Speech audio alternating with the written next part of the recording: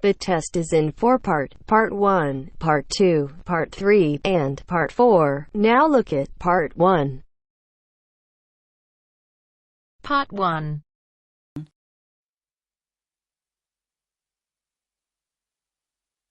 You will hear a woman phoning about an event at a botanic garden. First, you have some time to look at questions 1 to 6.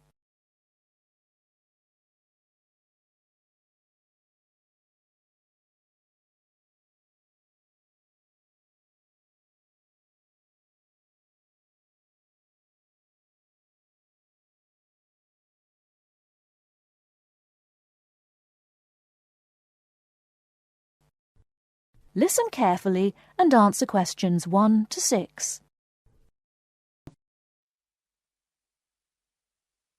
Good morning, you're through to the treehouse at the Botanic Garden. How can I help?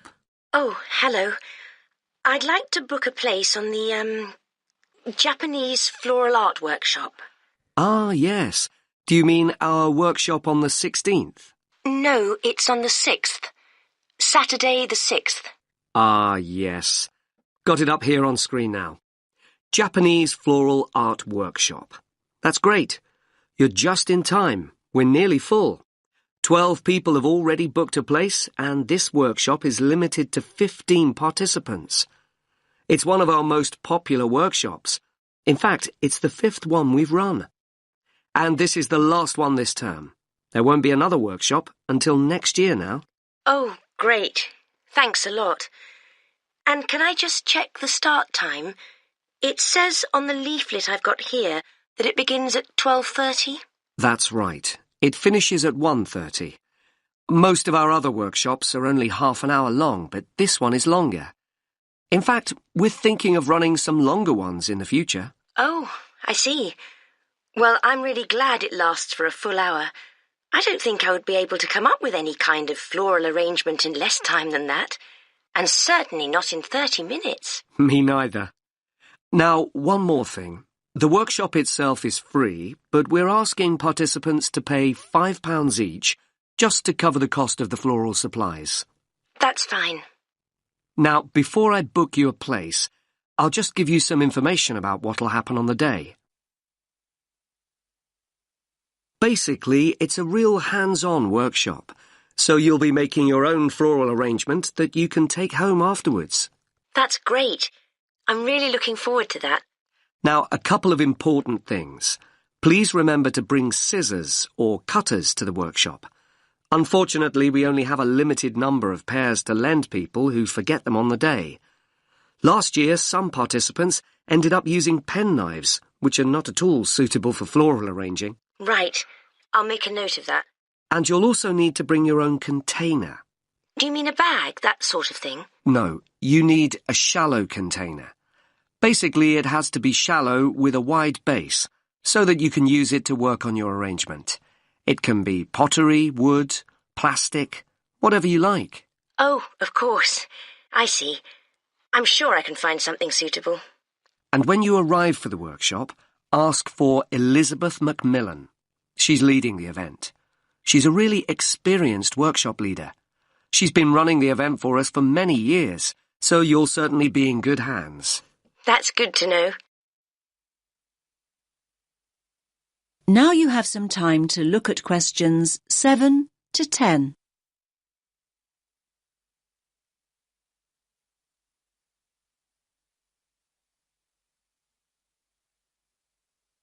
Now listen to the next part of the conversation and answer questions 7 to 10.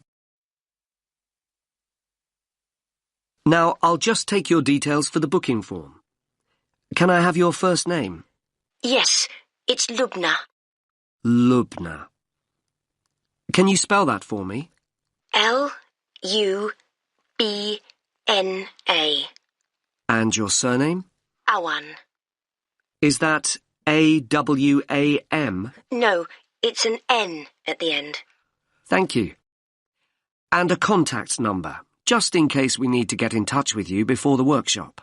Yes, it's 0759 830 5321. Thanks. That's all the information we need. So that's you booked in. Oh, actually, just one more thing. Would you like to be on our mailing list? This means that we can send you information about future events and workshops. All we need is your email address. Yes, that's great. My email address is lawan25@yahoo.com. OK, I'll just read that back. LAWAN25@yahoo.com. Yes, that's correct. OK, I'll pop all your details on the system and we'll see you at the workshop next weekend. Thanks a lot for your help. Bye.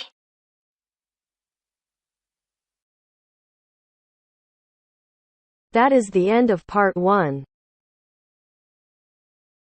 You now have half a minute to check your answers.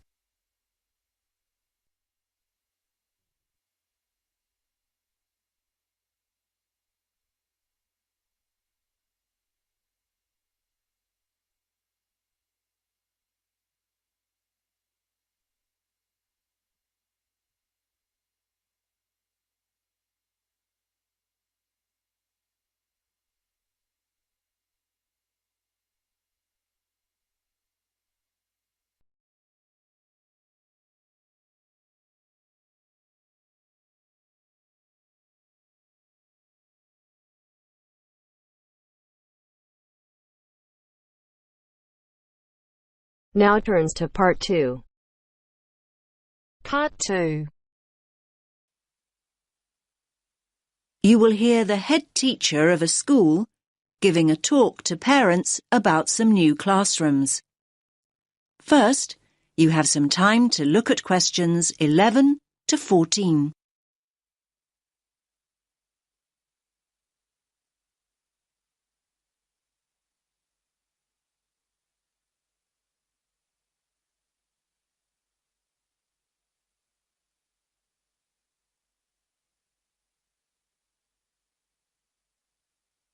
Listen carefully to the first part of the talk and answer questions 11 to 14. Good evening, everyone, and thanks for making it along. I know how busy you all are with term coming to an end. As you know, the aim of this meeting is to show you the plans we've got to add 2 new classrooms and how that will affect the playground. Now, I've heard that quite a few of you are worried that there'll be hardly any playground left, but I want to reassure you that that's not the case at all. I think there's been quite a lot of uninformed talk going on, and people have started worrying unduly. I certainly hope I can dispel any of your concerns this evening. Firstly, I have a plan of what the school should look like, which I'll project onto the screen. The school governors and the developers want to hear your feedback before making final decisions. Your feedback's very important. When I've gone through the plan with you, you can ask questions and we'll discuss those queries in detail. There'll be plenty of time to tell us what you think over the coming weeks. And once the plans are a little more developed, they'll be available online. There'll be a weekly update, and once the actual construction begins, you'll be able to check progress as it happens. Personally, I'm very happy with where we've got to. I knew we had to have the extra space, but I must admit I worried long and hard about what we might have to sacrifice for it. The developers have certainly convinced me that we've made the right decision. You now have some time to look at questions 15 to 20.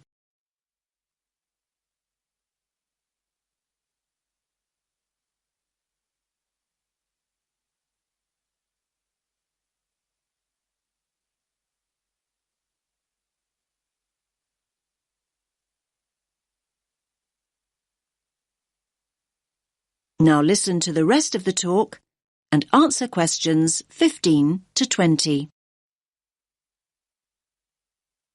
Right, can everyone see the plan now? Good. Let's start at the Balfour Road entrance, since that's where most of you come and go from. The Farley Road entrance and lower playground won't be affected at all. Now, as you come into the top playground, the 2 new classrooms will be on the right. There'll be a new gate and the steps down will be rebuilt. There'll be a ramp for disabled visitors too. On the plan here, only the parts of the building affected by the plans are shown. I'll explain why the hall is marked on later. So, as I said, the new classrooms will be to the right of the entrance and, as you can see, will take up very little of the playground space. We feel the Year 6 children need their own area away from the younger children. So, this one on the left of the 2 rooms will be the new Year 6 classroom. As you can see, there's no direct entrance from the playground. The plan is to include a small entrance area here from the playground for coats and boots and so on. Entrance to the classroom will be from that area. There'll also be an additional entrance to the hall from this cloakroom, so children will be able to get to the hall from 2 different directions, from inside the main building and from the new entrance area. I hope that's clear. Now, as you all know, the hall doubles up as the cafeteria at lunchtime. One of the rumours I heard was that we're planning to dispense with the cafeteria and open up a snack bar. I can categorically state that replacing healthy school meals with a snack bar is not remotely in our thoughts. The other new classroom, that's the one with the playground entrance here, is going to be an exciting new venture for us. That's because its principal use will be for the preschool and after-school clubs. More and more parents want that facility outside school hours, and we need a dedicated space to run these activities. I think there were also worries about the nursery school, though I'm not really sure why, to be honest with you. I can tell you now that the whole area on the other side of the main school building will be totally unaffected. The nursery will continue operating as it does now.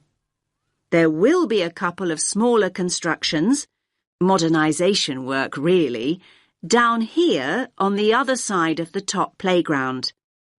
Cycling into school is getting more and more popular, so we're replacing the old bike sheds with a brand new bicycle bay. There'll be space for 60 bikes. The children's toilets will also be modernised, and the children will be able to enter them from inside the school building rather than from the playground as they do now. There'll be brand new staff toilets in that part of the building too, I'm pleased to say. So, I hope that's at least started to allay a few fears. Take a few minutes to look at the plan that I'll get out of the way. Then I'll answer a few questions if you have any. Does that make sense to you?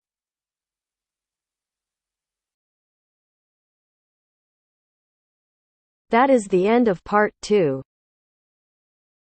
You now have half a minute to check your answers.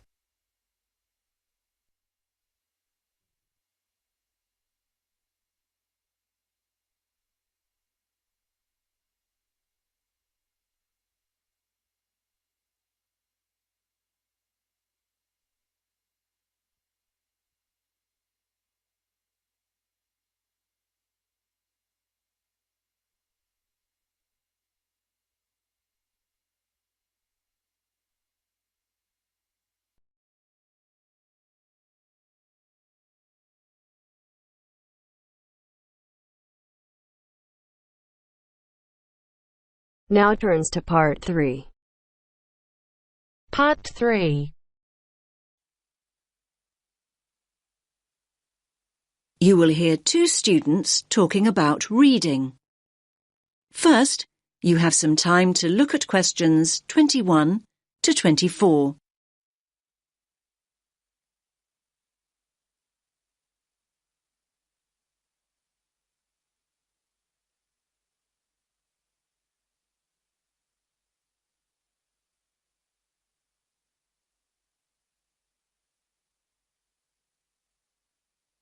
Listen carefully to the first part of the conversation and answer questions 21 to 24. Hi, Milena. How's your research for your assignment going? Which assignment, Josh? The one on sustainable transport. It's due in on Friday. Oh, I've not nearly finished it. I've still got so many articles to get through. In fact, I need to read another 2 books on the reading list before I can even think about writing it up. It doesn't help that I'm a really slow reader. Well, why don't you practice speed reading, just like me? Oh, let me into your secret. If anything, if I don't get a move on, my assignment is going to be late. What exactly is speed reading anyway? Well, speed reading basically means reading faster and more efficiently. It can make such a difference. I've noticed the benefits already, and I've only been doing it a few weeks. Sounds good. What benefits are we talking exactly? Well, the majority of people read at an average rate of 250 words a minute. So that means that an average page in a book or document would take you around 1 or 2 minutes to read. So up to 2 minutes a page? That sounds quite fast to me. I reckon I spend at least 5 minutes on each one. But just think about it. Imagine if you could double that rate to 500 words a minute. You could zip through all the articles and books in half the time. Another thing is that it can help you understand the basic structure of an idea or an argument much better. Now you have some time to look at questions 25 to 30.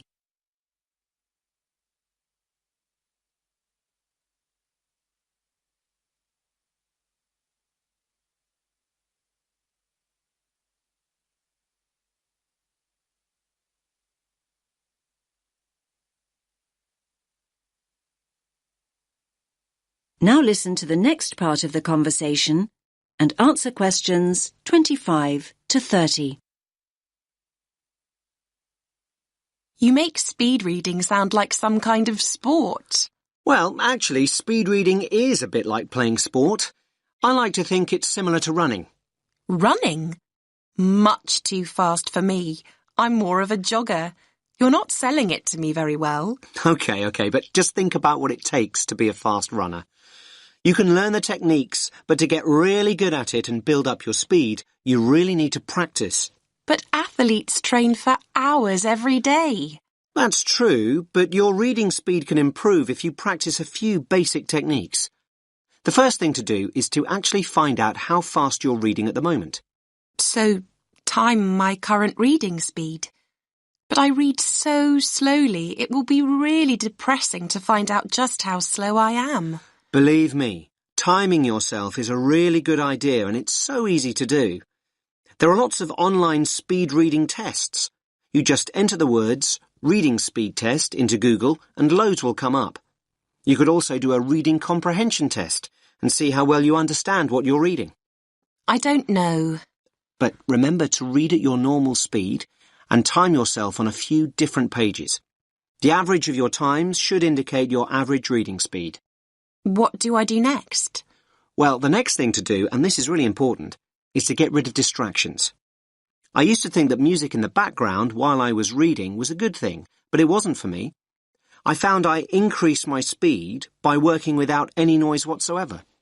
I usually read in the library, but there always seem to be people talking around me. Well, try using earplugs to block out all the distractions. Another important thing is to set yourself targets. Basically, if you know what your goal is, you're more likely to achieve it. My goal? Well, that's easy. I need to find out about the problems of accessible transport in Africa and then think about some solutions. I know what I need to do, but I keep skipping back to a sentence I've just read. And at other times, I go back a few pages just to make sure that I've read something right. I know what you mean. Actually, a lot of people do that when they read. They reread material when they don't actually need to. It's called regression, and it's important to get out of the habit of doing it. You can reduce the number of times your eyes skip back by running your finger or a pencil along each line you read. Your eyes will follow the tip of your finger, and this helps you avoid skipping back. Why not give it a try? Yes, I think I'll give it a go. But I suppose the first thing to do is find out what my reading speed is. What a thought!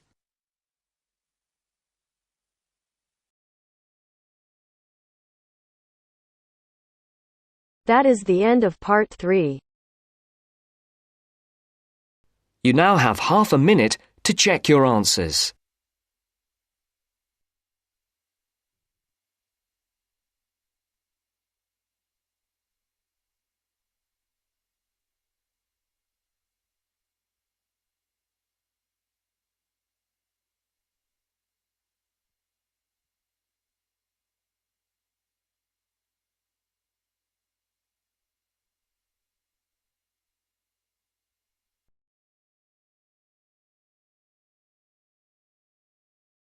Now turns to part 4.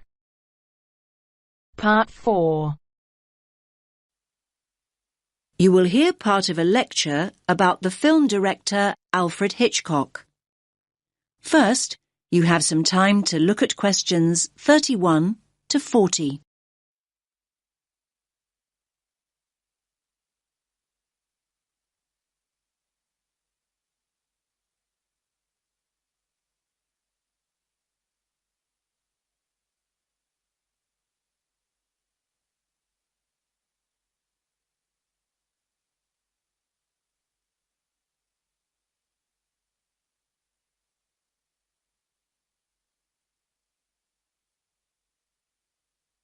Listen carefully to the lecture and answer questions 31 to 40.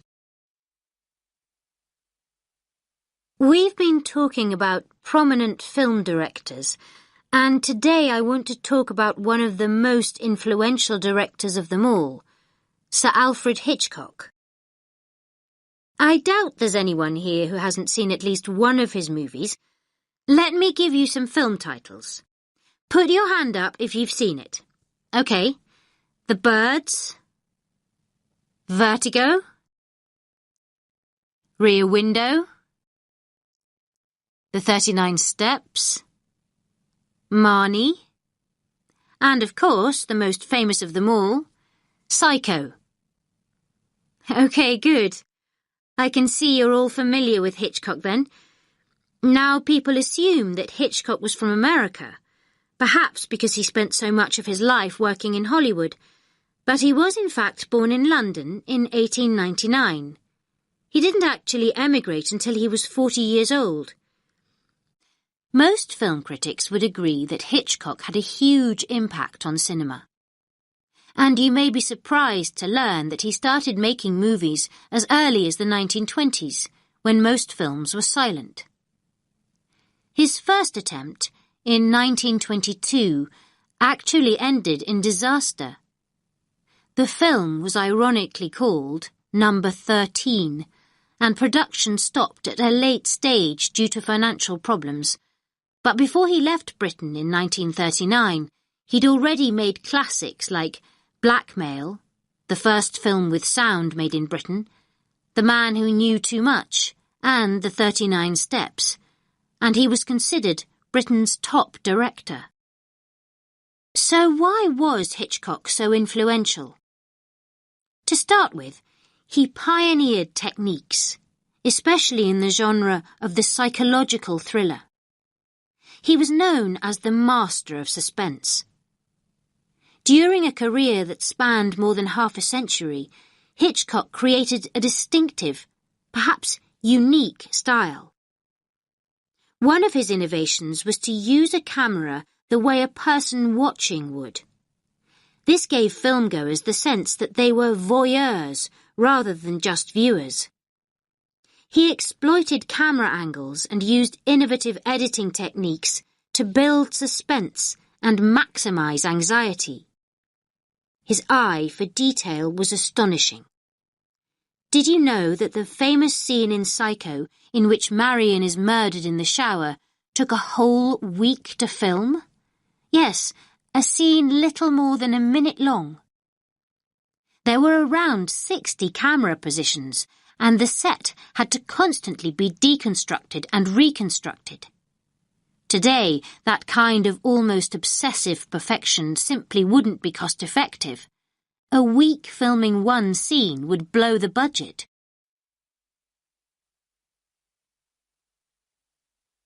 So what were Hitchcock films about, and who were some of his typical characters? It would be wrong to say that Hitchcock made horror movies, suspense movies or psychological thrillers, but not horror. Hitchcock rarely showed acts of violence. The effort went into building up tension, creating a sense of unease. The viewers know that something terrible is going to happen. They don't need to actually see it. Although his stories feature psychopaths, murderers and fugitives on the run, the real strength of his work is the complex examination of his characters. His movies borrow many themes from psychoanalysis, so it's not surprising that his masterpiece is called Psycho. However, a recurring theme in Hitchcock's stories is the twist ending. That's when the story ends in the way viewers least expect it to. I mean, the good guy turns out to be the bad guy, for example. Think of Psycho. It's the element of surprise that makes the end so creepy. Now, Hitchcock's movies feature many other elements of surprise. Daring elements, in fact. Again, I'll refer to Psycho. Marion is the principal character, and it is her that the viewer relates to and empathizes with.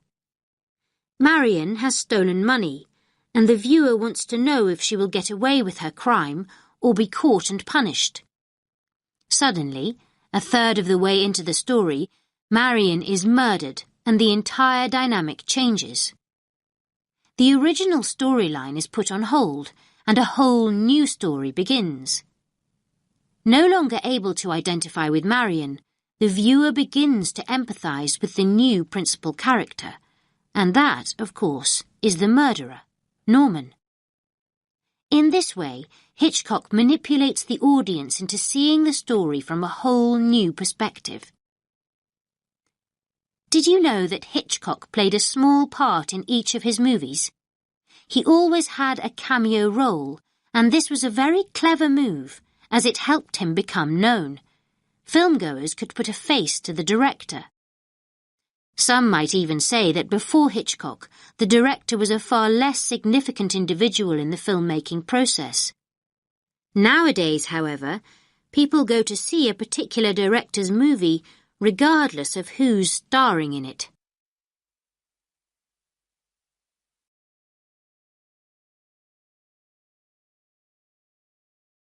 That is the end of part 4. You now have half a minute to check your answers.